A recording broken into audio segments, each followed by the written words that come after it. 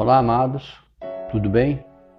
É um grande prazer estar aqui outra vez, gravando uma mensagem para que o reino de Deus seja estabelecido da forma correta, com palavras verdadeiras, sem estar preso a um sistema religioso.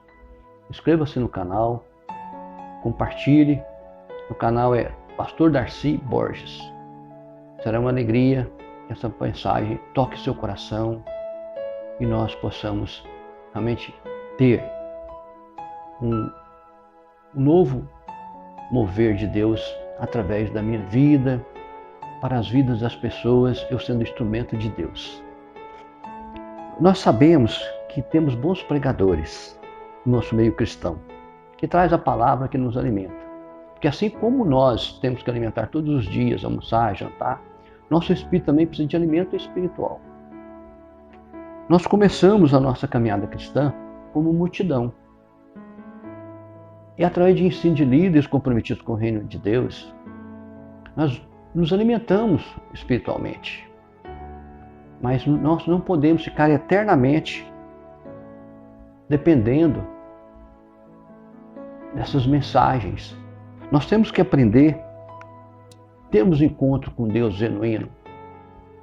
Senão nos tornamos religiosos, ficamos à mercê de receber uma palavra, não firmamos na graça, não firmamos como cristãos, o nosso coração está sempre voltando à velha criatura, porque nós estamos dependendo de alguém. Nós temos que buscar de Deus através de Jesus Cristo, porque só Ele é que nos traz a verdadeira palavra de Deus, porque Ele que implantou a graça, Ele que nos trouxe uma nova era, para que nós sejamos cheios de alegria, de amor, de esperança. Mas o principal objetivo que Jesus veio, João capítulo 3, versículo 16, que Deus amou o mundo de tal maneira que deu o seu Filho unigênito, para que todo aquele que crê não pereça, mas tenha a vida eterna. Então o principal objetivo é a vida eterna. Então nós não podemos ficar sempre da mesma maneira como multidão. Nós entendemos que o religioso ele fica sempre precisando de algo mais. E a palavra nos ensina, como está em Hebreus capítulo 8, versículo 10 a 13, que foi uma profecia dada por Deus ao profeta Jeremias, no capítulo 31, que nos diz, nos informa, nos ensina, porque esta é a aliança que firmarei com a casa de Israel. Depois daqueles dias, diz o Senhor, na sua mente exprimirei as minhas leis, também sobre o seu coração as escreverei. Eu serei o seu Deus, e eles serão o meu povo. E não ensinará jamais cada um ao seu próximo, nem cada um a seu irmão, dizendo, conhece ao Senhor, porque todos me conhecerão, desde o menor deles até o maior. Pois para com suas iniquidades usarei de misericórdia, e dos seus pecados jamais me lembrarei. Quando ele diz nova, torna antiquada a primeira. Ora, aquilo que se torna antiquado e envelhecido está prestes a desaparecer. Isso foi uma profecia, isso foi o que aconteceu. E os profetas de Deus verdadeiros, quando diz alguma coisa, tem que dizer que veio de Deus de verdade. Porque se não acontecer, não veio de Deus, vem do coração. E o coração é enganoso também, como está em Jeremias. Essa é a graça prometida que veio ser concretizada com a obra de Jesus. Mas cada um de nós precisa ter um relacionamento pessoal com Deus. Você tem um relacionamento pessoal com Deus? De intimidade? Já buscou isso na sua vida? Nós temos que buscar isso. Como está em João 14, 6, respondeu-lhe Jesus, eu sou o caminho, a verdade e a vida. Ninguém vem ao Pai senão por mim.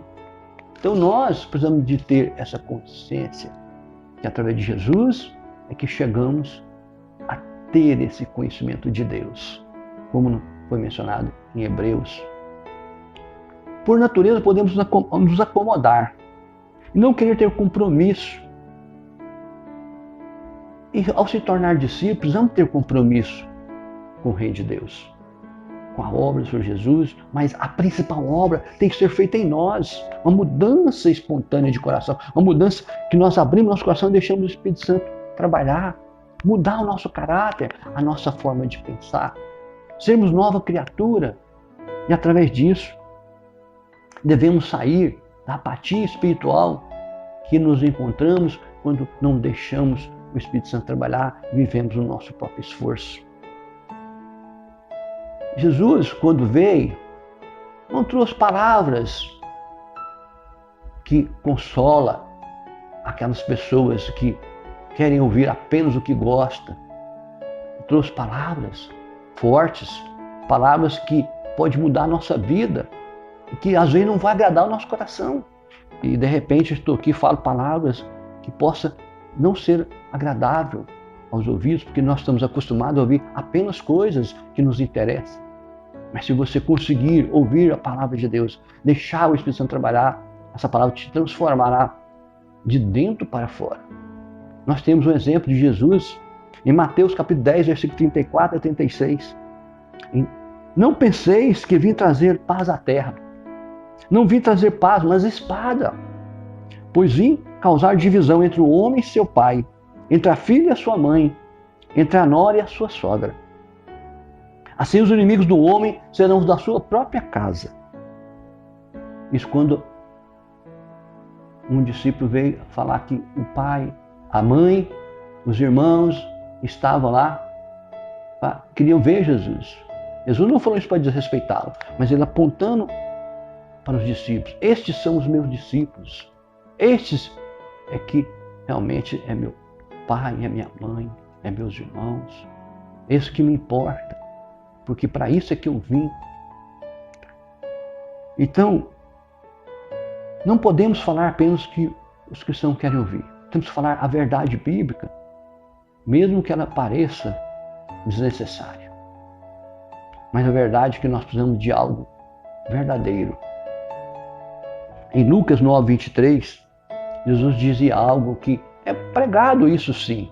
Mas será que é levado a sério? Será que nós levamos a sério? No versículo 23 fala assim: dizia a todos. Foi Jesus que dizia isso. Se alguém quer vir após mim, a si mesmo se negue. Dia a dia, tome a sua cruz e siga-me. Pois quem quiser salvar a sua vida, perdê-la-á. Quem quer perder a vida por minha causa, esse a salvará.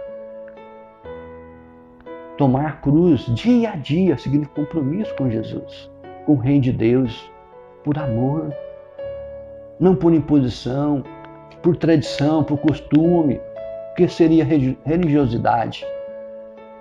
E o religioso não tem firmeza na casa de Deus. Ele qualquer coisa, ele entristece, ele volta às velhas práticas. E Jesus veio para salvar o pecador, para que ele ficasse livre do pecado de uma vez por todas. Então, nós temos que entender qual que é a nossa posição em Cristo. É de multidão, para buscar apenas as bênçãos quando nós precisamos, para buscar as promessas. Sim, Jesus tem promessas para nós, que Deus nos deu essa condição de ter promessas. Mas primeiro Ele quer salvar a nossa alma. Primeiro Ele quer mudança. As promessas é para uma pessoa que se torna filho de Deus, um filho verdadeiro. Em Mateus capítulo 15, versículo 30 e 31, o que nos ensina, nos mostra. E vieram a ele muitas multidões, trazendo consigo coxos, aleijados, cegos, mudos e outros muitos, e os largaram junto aos pés de Jesus e ele os curou. De modo que o povo se maravilhou ao ver que os mudos falavam, os aleijados recobravam a saúde. Os coxos andavam e os cegos vinham. Então glorificavam ao Deus de Israel. Mas pessoas dessas multidões que glorificaram ao Deus de Israel, é que estava na crucificação de Jesus, estava na hora de escolher entre Barrabás e Jesus e gritava: crucifica-o, crucifica-o. Quem ficar só como multidão, ouvindo as profecias que quer de bênçãos materiais, de coisas materiais, não é digno, porque não tomou sua cruz, não seguiu Jesus, não fez aquilo que é o propósito de Deus para nossas vidas, que é, primeiro, a vida eterna e depois vindo a ser filho, cuidado por Deus, guardado por Deus. Porque a palavra de Deus vem muitas vezes para nos corrigir, para deixar a vida mundana, para deixar o pecado e ser um discípulo de Jesus. É esse o principal objetivo do evangelista, do pregador, da mensagem bíblica. Porque ser discípulo requer compromisso com o reino de Deus. Em Lucas capítulo 9, versículos 61 e 62, nos mostra. Outro lhe disse: seguir-te-ei, Senhor, mas deixa primeiro despedir-me dos de casa. Mas Jesus lhe replicou: ninguém que, tendo posto a mão no arado, olha para trás, é apto para o reino de Deus. Ninguém que, tendo posto a mão no arado, olha para trás, é apto para o reino de Deus. Então, se você começou a caminhada, tem que seguir sempre em frente, não retroceder, porque Jesus nos deu essa direção, nos mostrou, a palavra nos ensina que Jesus falou: aquele que retroceder, não se compraza nele a minha alma. Nós temos sempre que seguir em frente, o caminho da santificação. Essas palavras aqui não é o sentido literal de não poder despedir. É uma figura que nos mostra a seriedade da mensagem de Cristo, que nós não podemos retroceder. Temos que fazer uma reflexão e deixar o Espírito Santo falar ao nosso coração. Alguns são espirituais dentro do templo, nas reuniões, nas orações, uma imagem perfeita do cristão, no dia a dia, mas na prática, quando vem a adversidade, vem a aflição, vem o temor, mostra-se que não mudou. E essa mudança precisa ser do interior, para ter firmeza na rocha, porque senão ela é destruída. Vem as tempestades e se desvai tudo aquilo que estava no castelo de areia. Em Tiago, capítulo 1, versículo 26, nos mostra como Tiago nos ensina. Se alguém supõe ser religioso, deixando de refrear a língua, antes enganando ao próprio coração, a sua religião é vã. Alguns se preocupam só com sua imagem pública, o status social, mas o seu interior não corresponde àquilo que as pessoas veem, a imagem. Nós temos que ser verdadeiros em todo instante, tanto em público como em secreto.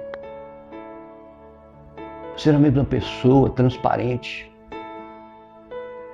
Nós temos o exemplo que Jesus condenou muito as pessoas que tinham uma imagem pública de grandes religiosos. Na verdade, não era nada daquilo que eles tinham, aquela imagem. E nos mostra em Mateus capítulo 23, 27, 28, que não quer que nós façamos igual. Ele diz: ai de vós, escribas e fariseus e hipócritas, porque sois semelhantes aos sepulcros caiados, que por fora se mostram belos, mas interiormente estão cheios de ossos de morte e de toda imundícia. Assim também vós, exteriormente, pareceis justos aos homens, mas por dentro estáis cheios de hipocrisia e de iniquidade.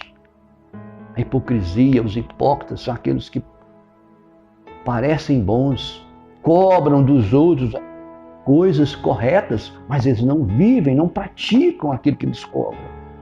Esses são os hipócritas. Apontam o dedo, julgam, mas nós aprendemos em Mateus capítulo 7 que não devemos julgar as pessoas. Nós primeiro temos que olhar a trava que está no nosso olho, tirar ela para depois ajudar os irmãos a tirar o cisco que está no olho dele. De repente o nosso defeito é muito maior, estamos cobrando, julgando, apontando para aquela direção da pessoa de coisas erradas, de pecados que praticamos às vezes piores. Assim são os religiosos. Não firmam, mas têm uma imagem boa. O discípulo é aquele que pratica, que vive a palavra de Deus. Não importando o cargo que ele ocupa, não importando a posição, ou se ele é humilde, ele é aquele que vive a palavra de Deus. Tem paz no coração. Deixa a paz do Senhor Jesus tomar posse de você. Essa paz que nos dá uma alegria imensa, uma força. Caia 10 mil ao meu lado, 1000 à minha direita, não serei atingido, não serei abalado, porque eu não vou pecar. É isso o propósito de ser um discípulo. Nós temos um exemplo que Jesus nos deu para seguirmos. Em Mateus capítulo 28, versículo 18 a 20, Jesus deu uma ordem, fez uma ordenança. Ele fez discípulos, muitos discípulos, e ele deu uma ordem para os discípulos, e aqueles discípulos fizessem outros discípulos, e até que chegasse uma geração fazendo discípulos. Então a nossa missão é fazer discípulos de Jesus, não nossos discípulos. Nós não somos nada, nós não temos poder, nós temos que ser discípulos. Em Mateus capítulo 28, versículo 18 diz, em diante, Jesus aproximando-se, falou-lhes dizendo, toda a autoridade me foi dada no céu e na terra. Ide, portanto, fazei discípulos de todas as nações, batizando-os em nome do Pai, do Filho e do Espírito Santo, ensinando-os a guardar todas as coisas que vos tenho ordenado. Ensinando a guardar todas as coisas que vos tenho ordenado. E eis que estou convosco todos os dias até a consumação do século. Estamos cumprindo essa ordenança de Jesus. Nosso trabalho no reino, clamar seu nome, para que vidas sejam salvas, libertas do pecado, venha para o reino de Deus, para a vida eterna.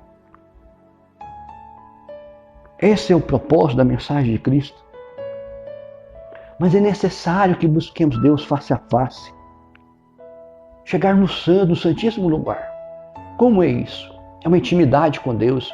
Na época da lei mosaica, não havia condições de chegar no santíssimo lugar, porque era só o sacerdote, uma vez por ano, que entrava com sininhos, uma corda amarrada na cintura, porque se ele tivesse pecado, ele era morto no santíssimo lugar e ele tinha que ser arrastado, ninguém podia entrar lá, que era um convívio. Mas Deus, através da obra de Jesus, o véu foi rasgado, nós temos acesso todos os dias, todas as horas, que queremos entrar no Santo dos Santos para falar com Ele, nos entregar de coração. Em Hebreus capítulo 10, versículo 19 a 23 nos mostra isso. Tendo, pois, irmãos, a intrepidez para entrar no Santo dos Santos pelo sangue de Jesus, pelo novo e vivo caminho que Ele nos consagrou pelo véu, isto é, pela sua carne, e tendo grande sacerdote sobre a casa de Deus, aproximemo-nos com o coração sincero, de plena certeza de fé, tendo o coração purificado de má consciência e lavado o corpo com água pura. Guardemos firme a confissão de esperança, sem vacilar, pois quem fez a promessa é fiel. Então temos que ter ousadia de entrar no Santo dos Santos e falar com o Senhor, com o nosso Deus, no nome de Jesus, o caminho, a verdade, a vida, o único caminho. Se queremos ser discípulos, temos que ouvir as boas pregações, temos que ser consolados, motivados, mas temos que buscar diretamente na fonte de água viva, através de Jesus Cristo, buscar a Deus, para sermos firmes, nos tornarmos discípulos, aqueles que não retrocedem. É isso que nós precisamos para nossas vidas, ser fortalecidos. Bênçãos virão com certeza, principalmente se formos discípulos, se formos fiéis, como Ele é fiel, como Deus é fiel. Essa é a graça que Jesus trouxe para a sua obra. A igreja que foi instalada no dia de Pentecostes, com a descida do Espírito Santo, que deu poder por todo aquele que crê. Não é para o sacerdote, não é para o líder, é para todos nós. porque todos nós somos sacerdotes na casa de Deus, como está escrito em 1 Pedro. Sois sacerdotes do Deus Altíssimo, todos nós que aceitamos Jesus e nos tornamos discípulos. Então seja um discípulo de Jesus. Que a graça do Senhor e Salvador Jesus Cristo esteja em nossos corações. A bênção de Deus em nossas vidas. Para que o amor do Pai esteja em nós. Deus os abençoe. Até a próxima mensagem. Na graça do Senhor Jesus.